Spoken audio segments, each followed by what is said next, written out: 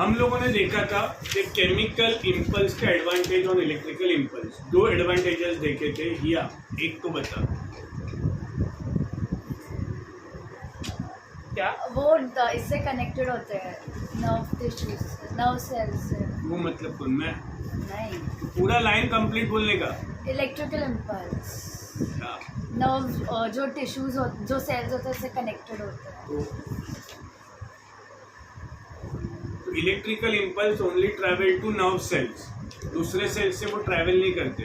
तो एक particular cell को कोई इंफॉर्मेशन भेजनी है तो फिर कैसे भेजे? तो इलेक्ट्रिकल इम्पल्स काम में नहीं आएगा, तो यहाँ पे केमिकल इम्पल्स काम में आएगा। अब केमिकल इम्पल्स हम लोग किए जा रहे हैं। कल से मैं बहुत सारा केमिकल के बारे में एक्सप्लेन किया। ओवरी में केमिकल रहता है, ये रहता है, बट तुम्हें किसी को कुछ बेस ही नहीं पता था। ठीक है, यहाँ पे तुम्हें समझना है केमिकल्स मतलब हॉर्मोन्स की बात हो रही है। अब मैंने जब चैप्टर स्टार्ट किया था तभी तुम्हें एक्सप्लेन किया था कि जो कंट्रोल एंड कोऑर्डिनेशन होता है ये दो चीज़ों से होता है, एक नर्वस सिस्टम से होता है, एक एंडोक्राइन सिस्टम से होता है। एंडोक्राइन सिस्टम मतलब the system of glands. There are various glands in our body, this glands secretes hormone. अब ये ग्लैंड मतलब छोटी पाउच लाइक थिंग है, ऐसा समझ के चलो, छोटा पाउच लाइक थिंग है जो हार्मोन सिक्रीट करने का काम करेगा। अब ये जो केमिकल सिक्रीट होंगे, ये पर्टिकुलर इंफॉर्मेशन देंगे to each and every cell, क्योंकि ये हर सेल के पास जा सकते हैं, क्योंकि ये डायरेक्टली ब्लड में एसिमिलेट होते हैं। एंडोक्राइन सिस्टम में जो ग्लैंड्स है ये डायरेक्टली अपना सिक्रीशन ब्लड में डालते हैं। ये लाइन समझी या नहीं समझी? जैसे कि वो प्रोटीन, जैसे कि प्रोटीन, क्या प्रोटीन? वो डायरेक्टली मसल बोन के पास जाता है। आपने एक्चुअली बोला था कि प्रोटीन तभी इनटेक करते हैं तो डायरेक्टली वो मसल्स के पास जाके वापस होते हैं। हाँ, तो यहाँ पे प्रोटीन कोई हार्मोन नहीं हुआ। Protein is the food constituent. Various food constituent होते हैं, carbohydrate, fat, mineral, vitamin, these are the constituent of food। उसमें से प्रिंसिपल्स। तो ये जो प्रोटीन है ये कॉन्स्टिट्यूएंट ऑफ फूड में कंसीडर होता है, ना कि हार्मोन में। ओके, तो अभी ये जो हार्मोन्स सिक्रीट करते हैं ग्लैंड, ये डायरेक्टली ब्लड में एसिमिलेट होता है और सब सेल्स के पास पहुंचता है। पक्के से ये लाइन समझी? अब और एक सिस्टम होता है एक्सोक्राइन सिस्टम, बट वो जनरली कंट्रोल एंड कोऑर्डिनेशन में काम नहीं करता। फिर वो क्या करता है? तो कई बार वो डाइजेशन का काम करता है। एग्जाम्पल देता हूँ, एग्जाम्पल सलाइवरी ग्लैंड। अब जो अपने कान के पीछे, बट सलाइवा अपने मुंह में ही आता है डायरेक्ट।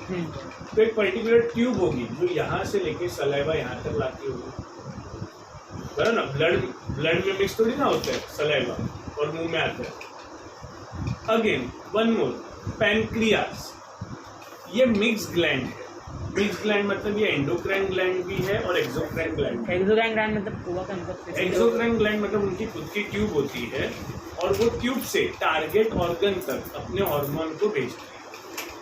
अभी सलाइवा, टारगेट ऑर्गन क्या हुआ? माउथ। लोकेशन कहाँ पे? सलाइवरी ग्लैंड का यहाँ पे।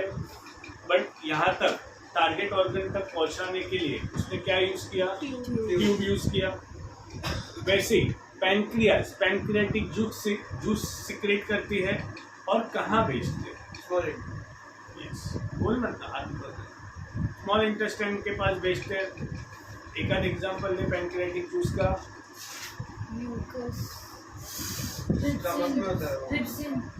ट्रिप्सिन वगैरह, या स्टमक में होता है वो। इतनी बार टेस्ट लिया, एक ही चैप्टर अभी तक बायो का हुआ है,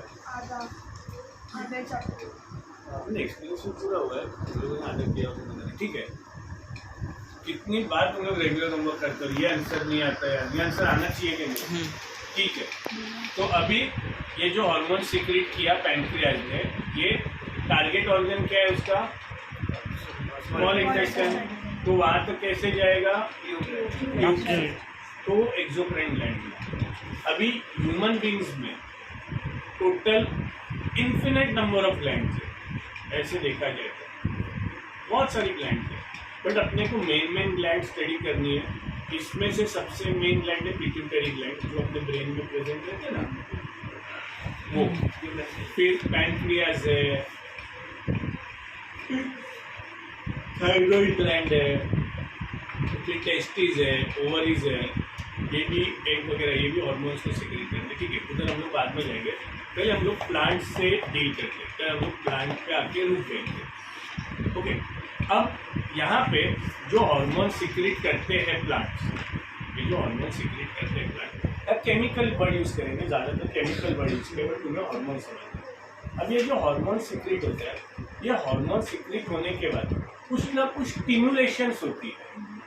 अब हार्मोन सिक्रेट हुआ, उसका कुछ ना कुछ फंक्शन तो होगा ना, कुछ ना कुछ फंक्शन तो होगा ही, ऐसे तो नहीं सिक्रेट होगा। पिट्यूटरी ग्लैंड एक हार्मोन सिक्रेट करता है, उसका फंक्शन क्या है? ग्रोथ। पिट्यूटरी का काम क्या है? ग्रोथ करना।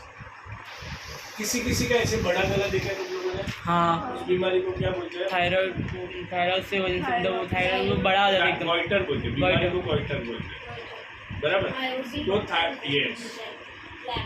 यस लैक ऑफ आयोडीन के डाले, तो आयोडीन के हेल्प से थायराइड ग्लैंड थायरोक्सिन सीक्रेट करता है, ये हार्मोन है, और उसका काम क्या है? शुगर लेवल को कंट्रोल में रखना। अभी अपने को ये चीज़ याद कैसे रखने की, जो डायबिटिक पेशेंट रहते हैं उनको कौन सा इंजेक्शन लेते हैं? इंसुलिन। तो इंसुलिन बहुत ज़्यादा ज़रूरी है फॉर प्रोडक्शन ऑफ थायरोक्सिन, समझ में आया? और थायरोक्सिन क्या काम करता है? शुगर लेवल को कंट्रोल में रखता है, समझा? तो ये अलग अलग काम करते हैं। अभी ये काम करने के लिए इनको स्टिमुलेशंस की ज़रूरत है। अभी हम लोगों ने हार्मोन्स इन एनिमल स्टार्ट नहीं किया, हम लोग यहीं पे हैं, कल यहीं पे हम लोग रुक गए थे। अब मैंने एग्जांपल दिया था कि ओवरी कुछ ना कुछ केमिकल सिक्रीट करेगी, और स्टिग्मा, जरा मोबाइल है क्या एक्स्ट्रा, बहुत सारे, और रेड कलर का है ना पाची है, हाँ, तो जो बहुत सारे हैं ना ये पोलन ग्रेन्स है। बता फिर से। हाँ, बताया ना उसका कौन सा? ये पाची स्टिग्मा है। 5 पेटल्स 5 किलो, हाँ, 5 पेटल। वैसे पेटल्स हाँ, उसका कोई स्टिग्मा के साथ लेना देना नहीं है। तो ये जो पोलन ग्रेन्स है ना, ये स्टिग्मा के ऊपर जैसे ही गिरता है वहाँ पे स्टिमुलेशन होता है। स्टिमुलेशन क्यों होता है? केमिकल के कारण। स्टिमुलेशन होने के बाद उसको इन्फॉर्मेशन दी जाती है कि भाई तेरे को भी पोलन ट्यूब प्रोड्यूस करना है। तो ये जो डंडी जा रही है ना, इसको स्टाइल बोलते हैं। अभी जो पोलन ग्रेन ट्यूब डेवलप करेगा, इसके अंदर से डेवलप करेगा, अंदर से, और अंदर से मतलब अंदर से। ये ट्यूब दिख रही है, डंडी दिख रही है, डंडी को मैं ट्यूब बोल रहा हूँ। तो इसके बाहर से मतलब क्या? तेरे को दिखेगा, तो अंदर से मतलब अंदर से, जो तुझे नहीं दिखेगा वो ट्यूब के अंदर से। हाँ, टाइल के ट्यूब के अंदर से, मतलब एग्जांपल एक पाइप है, उसमें मैंने एक धागा छोड़ा, तो मैंने अंदर से छोड़ा, और ऐसे छोड़ा तो बाहर से छोड़ा, तो अंदर से एक tube like structure pollen grain बनेगा, और इधर नीचे कहीं पे, यहाँ पे फ्लावर के नीचे कहीं पे ओवरी होती है, वहाँ तक वो ट्यूब जाएगी, और फिर वहाँ पे वो अपने 2 गैमेट्स ओव्यूल में छोड़ेगी। ओवरी के अंदर ओव्यूल रहता है, ovule is like female egg, and जो 2 गैमेट छोड़ रहे हैं, those are the male gametes. समझ में आया? मतलब जो प्लांट के अंदर छोड़ेगी ना, मतलब जो फ्लावर के अंदर, ओवर ओवरी के अंदर ओव्यूल वहाँ पे छोड़ेगी। बट इम्पोर्टेंट क्या है ये समझना, स्टिमुलेशन होना ड्यू टू केमिकल, स्टिमुलेशन होना ड्यू टू केमिकल। अब मैं पढ़ता हूँ। If instead of generating an electrical impulse, stimulated cell releases a chemical compound. This compound will diffuse all around the original cell. सब जगह वो diffuse हो जाएगा, फैल जाएगा। If other cell around have the means to detect this compound using special molecules on their surface, then they will be able to recognize information and even transmit. तो उनको information क्या है? अभी यहाँ पे इन्फॉर्मेशन क्या है कि भाई तेरे को ट्यूब बनाना है, गैमेट छोड़ना, दिस इज द इन्फॉर्मेशन। वो लोगों ने एग्जाम्पल दिया नहीं है, इसलिए तुम लोग कंफ्यूज हो रहे हो। बाकी कुछ नहीं है। सिंपल सी बात इतनी है, पर्टिकुलर सेल को क्या फंक्शन करना है ये गाइड करने के लिए केमिकल सीक्रेट होगा। वो केमिकल जो सीक्रेट हुआ है उस सेल में या आजू बाजू में डिफ्यूज हो जाएगा, फिर इंफॉर्मेशन ट्रांसमिट होगा। This will be slower of course, but it can potentially reach all the cells of the body regardless of nervous connection, and it can be done steadily and persistently. Persistently मतलब continuously। तो यहाँ पे एक हम लोगों ने देखा था जो सेकेंड डिसएडवांटेज था इलेक्ट्रिकल इम्पल्स में, वो कुछ ऐसा था कि एक बार उसने एक इलेक्ट्रिकल इम्पल्स या नर्वस सिस्टम में से एक मैसेज सेटअप कर लिया, वापस उसी नर्वस सिस्टम में से कोई मैसेज तो उससे वापस क्या है रीजनरेट करना पड़ेगा। बट यहाँ पे वैसा नहीं है, यहाँ पे कंटिन्यूसली प्रोसेस चालू रह सकती है केमिकल इम्पल्स। दिस कंपाउंड्स और hormone used by multicellular organisms for control and coordination shows a great deal of diversity as we would expect. Different plant hormone help to coordinate. देख ऊपर तक chemical लिख रहे थे, अभी हार्मोन वर्ड वो लोगों ने यूज़ किया। Different plant hormones help to coordinate growth, development and response to the environment. They are synthesized at places away from where they act and simply diffuse to the areas of the action. तो वो कहीं और produce हो सकते हैं, but वो अपना action diffusion से कैरी कर सकते हैं। ओके, अभी यहाँ पे तुम्हें 5 हार्मोन्स पढ़ने हैं, 5 नहीं तुम्हें 4 है। ऑक्सिन, गिबरेलिन, साइटोकाइनिन और एब्सिसिक एसिड। ये जो पहले 3 है ये क्या है? ग्रोथ हार्मोन्स है। एब्सिसिक स्टॉप करने के लिए ये इनहिबिटर है।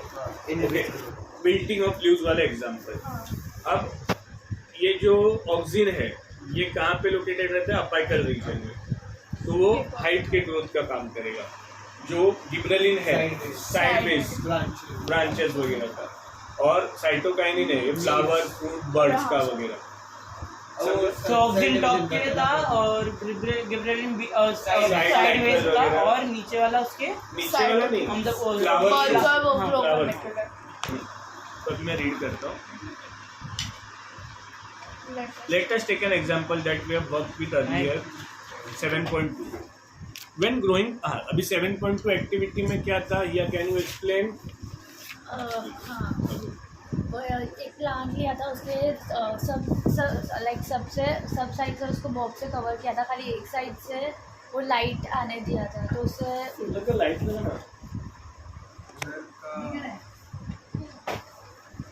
कर्टन खोल दो ना, उधर का नीचे कर्टन खोल देना, कर्टन खोल और येलोइश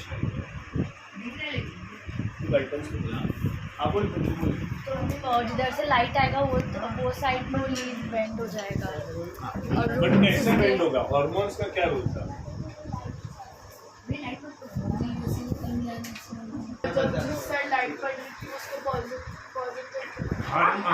हार्मोन्स का कुछ है, लाइट गिरी थी पॉजिटिव नहीं सर। वो फोटोट्रॉपिज्म हुआ जो तो मैंने हार्मोन पूछा ना, नहीं फोटोट्रॉपिज्म नहीं, वो ऑक्सिन का बोल के, तो मैंने सही बोला। फोटोट्रॉपिज्म के लिए सही नहीं बोला। ऑक्सिन का ना वो लाइट से सेंसिटिव है, सो दैट वो दूसरी साइड का चला जाएगा, दूसरी साइड में थोड़ा नीचे आ जाएगा एंड वो वेट के से वो बेंड हो जाएगा और सेल डिवीजन बढ़ता रहेगा। वहाँ पे जहाँ पे ऑक्सिन आएगा, सर एक सेंसर याद आया था। हार्मोन का क्या काम है, ऑक्सिन का क्या काम है? ऑक्सिन का काम है प्लांट में ग्रोथ करना। तो ऑक्सिन है ना सनलाइट से सेंसिटिव होता है, जिसके थ्रू वो वापस नीचे शिफ्ट हो जाता है, जिसमें वो होता है सेल डिवीजन। जहाँ पे भी वो लोकेटेड रहेगा वहाँ पे सेल डिवीजन होता है, उसके थ्रू शूट बढ़ता है, और जिस साइड बेंड यहाँ होता पे है ग्रोथ और डायरेक्शन, 2 चीजें हुई ऑक्सिन के कारण।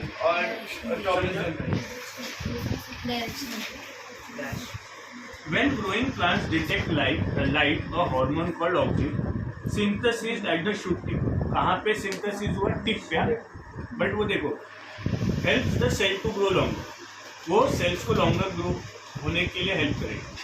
When light is coming from one side of the plant, oxygen diffuse to a shady side, मतलब वो थोड़ा पीछे आ जाएगा, shady side of the shoot. This concentration of oxygen stimulates the cell to grow longer on the side of the shoot which is away from sunlight. वो जो part sunlight से दूर है वहाँ पे सेल डिवीजन होता है, सेल डिवीजन वहाँ पे होता है, और फिर वो जो लाइट की तरफ का पार्ट है वो आगे ग्रो होगा। Thus the plant appear to bend towards the light. सर पर अगर कवर नहीं करें तो दोनों साइड इनका स्टार्ट कर टेस्ट है, कितने का कवर है? अगर हम लोग प्लांट को कवर नहीं करें तो ऑक्सीजन किधर जाएगा? सिंथेसिस टिप पे ही होगा, बट वो थोड़ा नीचे आ जाएगा, भले वो ऐसा ब्रांच हो कैसा भी हो।